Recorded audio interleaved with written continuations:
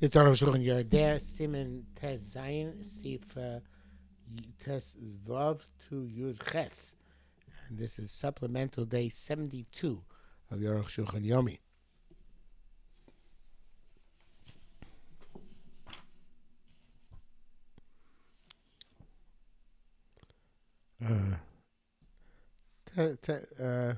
Tesvav.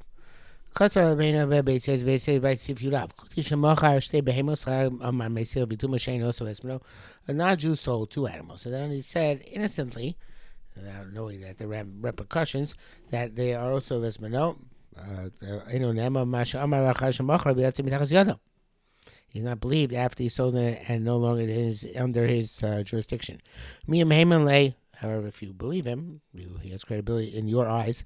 Also, it's forbidden. What it means to say is where you to say this before the animals left its jurisdiction. He's believed because there's a migo, since he could have not sold it to you. Also, since he's saying it innocently, is believed in order to be stringent. One should consider this further. Even he had in mind to enhance his sale. In other words, he thought Osef Esmeno is a good thing.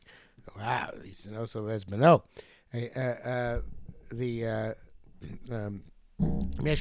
If he has a migo, then near the Nema, then he is.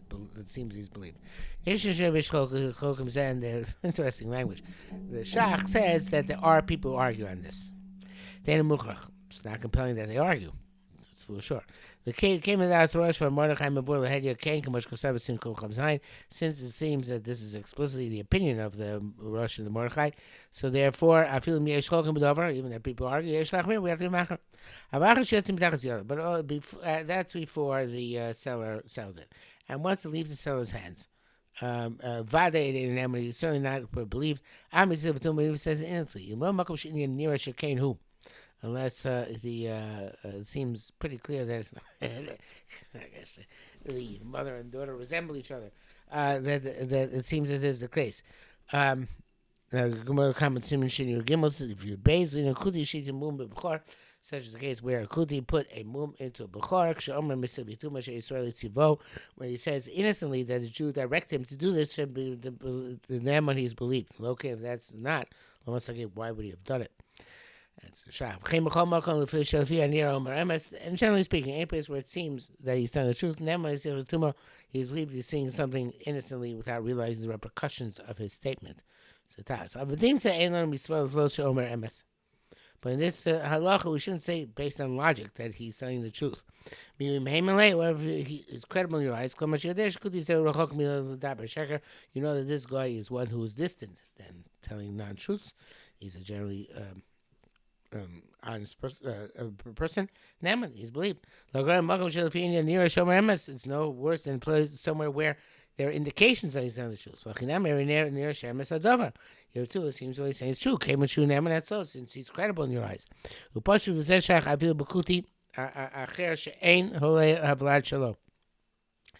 clear this is story about even with a non-Jew who does not own the child is sold animal.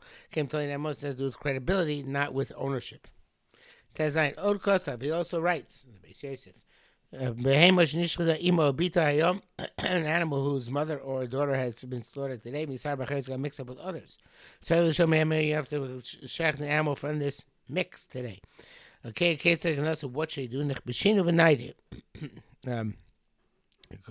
Instigate them so they move. From a place where they are at rest, which is where we say in which that rest is a 50-50. You can't, each animal you go to, you would have to assume it's also one.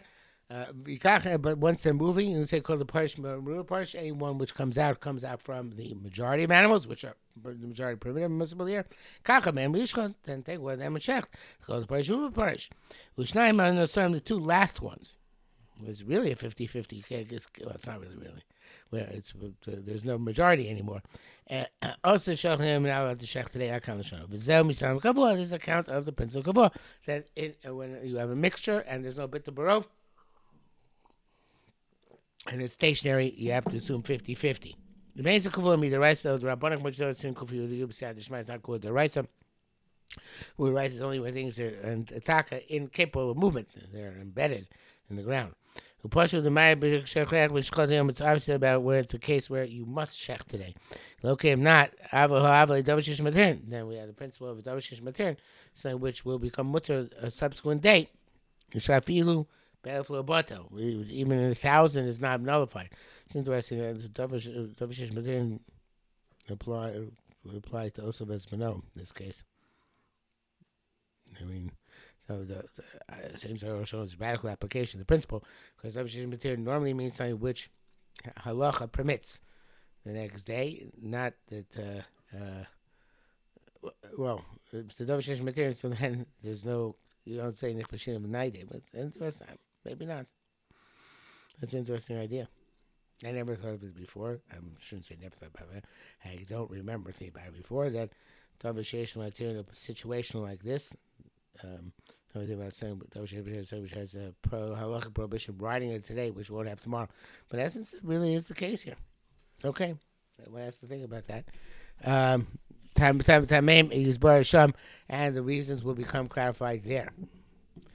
Yud Zayin. And Isser also as Beno, no behemoth Torah Bilvat. Only applies to kosher animals, kosher behemoths. Lo b'chayes is not by non-domesticated animals. Domesticated animals, lo b'ovos not for birds. See, b'shor oseh, it says an ox or a sheep. Also, b'esmel lo shulu b'yom echad. You shouldn't check on the same day. Those are the Torah's kohanim. Zal expound on this in the Medrash. Shor v'lo chayot. An ox, not a non-domesticated animal, set a sheep for ovos, not birds. Abo behemoths no like a few. It says by animals applies even a lot of kilayim. By animals which are born of disparate species. Shanoda mikeva's face were the offspring of a sheep and a goat. V'kachba kabbalah o rabbis kam. That is the tradition, and the word o comes to include kilayim. Kilayim b'vheim Torah lo mashkach sorak mikeva's face. In fact, in actual practice, a kilayim from a kosher behema only was relevant to 3 species: shor, kesav, and ace, ox, sheep, and goats. And the ox and a sheep, or an ox and a goat, they don't reproduce together. The gadaka, a large animal, it's not getting pregnant from a small animal, vice versa.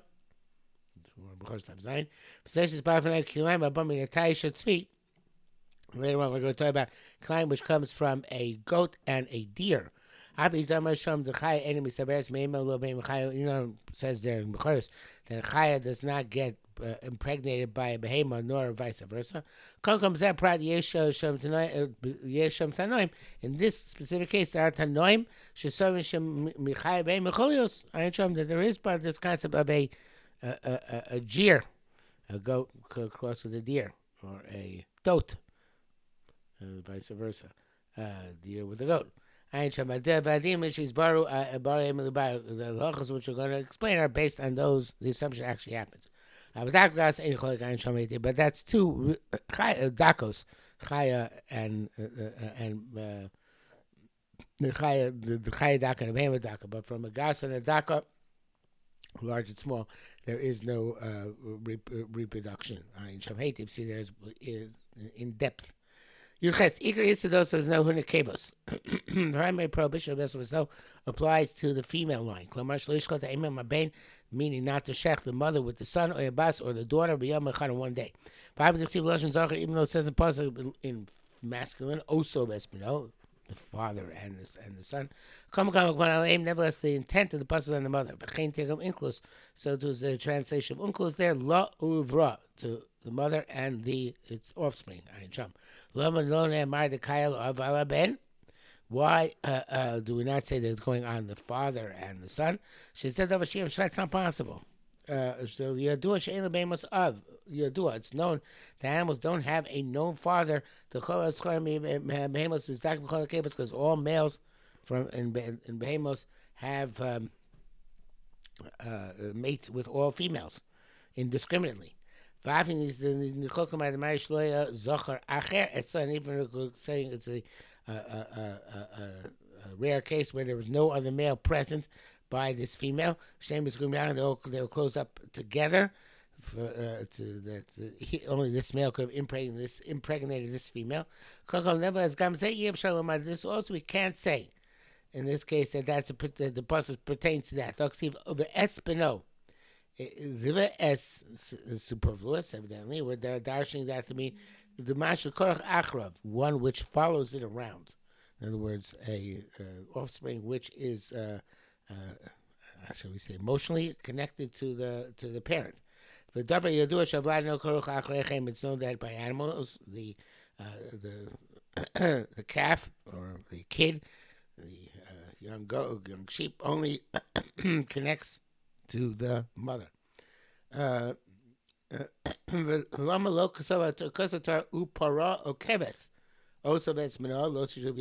why, in fact, is the Torah not right? That we're talking about the female of the species. Because in the previous pasuk it says, "Shor this is pasuk also says pasuk ches, and this is pasuk of Zayin, I guess.